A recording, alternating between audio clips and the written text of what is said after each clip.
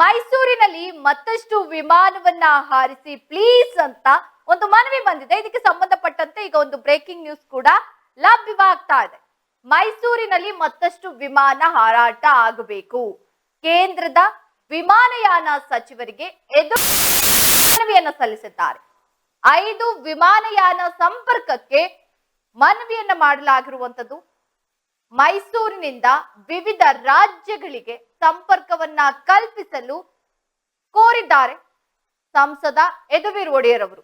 ಪ್ರವಾಸೋದ್ಯಮ ಅಭಿವೃದ್ಧಿಗಾಗಿ ಫ್ಲೈಟ್ ಸಂಪರ್ಕಕ್ಕೆ ಮನವಿ ಸಲ್ಲಿಸಿದ್ದಾರೆ.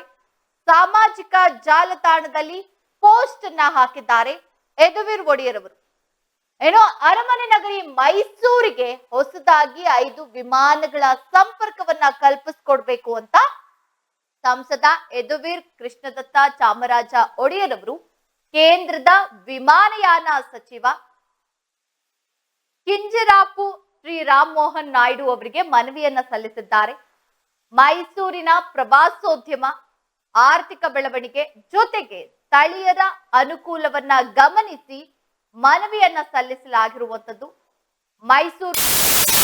ಮೈಸೂರು ಗೋವಾ, ಮೈಸೂರು ಮುಂಬೈ, ಮೈಸೂರು ಹೈದರಾಬಾದ್ ಮತ್ತು ಮೈಸೂರು ವಿಜಯವಾಡ ನಡುವೆ ವಿಮಾನ ಸಂಪರ್ಕ ಹೆಚ್ಚಿಸಲು ಯದುವೀರ್ ಒಡೆಯರ್ ಅವರು ಈಗ ಮನವಿಯನ್ನ ಮಾಡಿರುವಂತದ್ದು. ಸಾಂಸ್ಕೃತಿಕ ನಗರಿ ಮೈಸೂರು ಪ್ರವಾಸಕ್ಕೆ ಎಷ್ಟೊಂದು ಉತ್ತೇಜನವನ್ನ ಕೊಡ್ತಾರೆ ಅನ್ನೋದು ಈಗಾಗಲೇ ಗೊತ್ತಿದೆ. ಮೈಸೂರಿಗೆ ಯಾವಾಗ್ಲೂ ಕೂಡ ಪ್ರವಾಸಿಗರು ಹೆಚ್ಚಾಗಿ ಆಗಮಿಸ್ತಾರೆ. ಸೊ ಈ ನಿಟ್ಟಿನಲ್ಲಿ ಇನ್ನಷ್ಟು ಹೆಚ್ಚಾಗಿ ವಿಮಾನಗಳು ಹಾರಾಟವನ್ನ ಮಾಡಿದ್ರೆ ಸೊ ಬಹಳ ಅನುಕೂಲವಾಗುತ್ತೆ ಅನ್ನೋ ಒಂದು ದೃಷ್ಟಿಯಿಂದ ಯದುವೀರ್ ಒಡೆಯರ್ ಅವರು ಒಂದು ಮನವಿಯನ್ನ ಕೂಡ ಸಲ್ಲಿಸಿರುವಂತದ್ದು. ಇನ್ನೊಂದು 5 ವಿಮಾನವನ್ನ ಹೆಚ್ಚಾಗಿ ಮೈಸೂರಿನಲ್ಲಿ ಹಾರಾಟವನ್ನ ಮಾಡಿ ಇದರಿಂದ ಬಹಳಷ್ಟು ಅನುಕೂಲವಾಗುತ್ತೆ. ಮೈಸೂರಿಗೆ ಬರುವಂತಹ ಪ್ರವಾಸಿಗರು ಜೊತೆಗೆ ಮೈಸೂರಿನಿಂದ ಹೊರಗಡೆ ಹೋಗುವಂತಹ ಪ್ರವಾಸಿಗರಿಗೆ ಕೂಡ ಒಂದು ಅನುಕೂಲವಾಗುತ್ತೆ. ಪ್ರವಾಸೋದ್ಯಮ ಇರ್ಬೋದು, ಆರ್ಥಿಕ ಬೆಳವಣಿಗೆ ಇರ್ಬೋದು, ಇದು ಬಹಳಷ್ಟಿದೆ ಮೈಸೂರಿನಲ್ಲಿ. ಇದರಿಂದ ಬಹಳಷ್ಟು ಅನುಕೂಲಗಳಾಗುತ್ತೆ. ಈ ಹಿನ್ನೆಲೆಯಲ್ಲಿ ದಯಮಾಡಿ 5 ವಿಮಾನಗಳನ್ನ ಮೈಸೂರಿಗೆ ಹಾರಾಟವನ್ನ ಕಲ್ಪಿಸ್ಕೊಡಿ ಅಂತ ಈಗ ವಿಮಾನಯಾನ ಅಂದ್ರೆ ಕೇಂದ್ರದ ವಿಮಾನಯಾನಕ್ಕೆ ಕೂಡ ಈಗ ಒಂದು ಮನವಿಯನ್ನ ಸಲ್ಲಿಸಿದ್ದಾರೆ. ಜೊತೆಗೆ ಆ ಪೋಸ್ಟ್ ಅನ್ನು ಕೂಡ ಸಾಮಾಜಿಕ ಜಾಲತಾಣದಲ್ಲಿ ಈಗ ಅವರು ಪೋಸ್ಟ್ ಅನ್ನ ಕೂಡ ಮಾಡಿರುವಂತದ್ದು.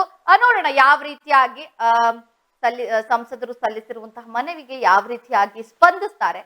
ಇವರು ಮನವಿ ಮಾಡಿರುವಂತಹ 5 ವಿಮಾನಗಳೇನಿದೆ ಆ ವಿಮಾನಗಳಿಗೆ ಒಂದು ಪರ್ಮಿಷನ್ ಕೊಡ್ತಾರ, ಇಲ್ಲ ಹಂತವಾಗಿ ಏನಾದ್ರೂ ಈಗ ಸದ್ಯಕ್ಕೆ 1-2 ವಿಮಾನಗಳನ್ನ ಕೊಟ್ಟು ಮತ್ತೆ 3 ವಿಮಾನಗಳನ್ನ ಕೊಡ್ತಾರ, ಯಾವ ರೀತಿಯಾಗಿ ಇದಕ್ಕೆ ಸ್ಪಂದಿಸ್ತಾರೆ ಅಂತ ಕೂಡ ನಾವು ಕಾದು ನೋಡ್ಬೇಕಾಗಿದೆ.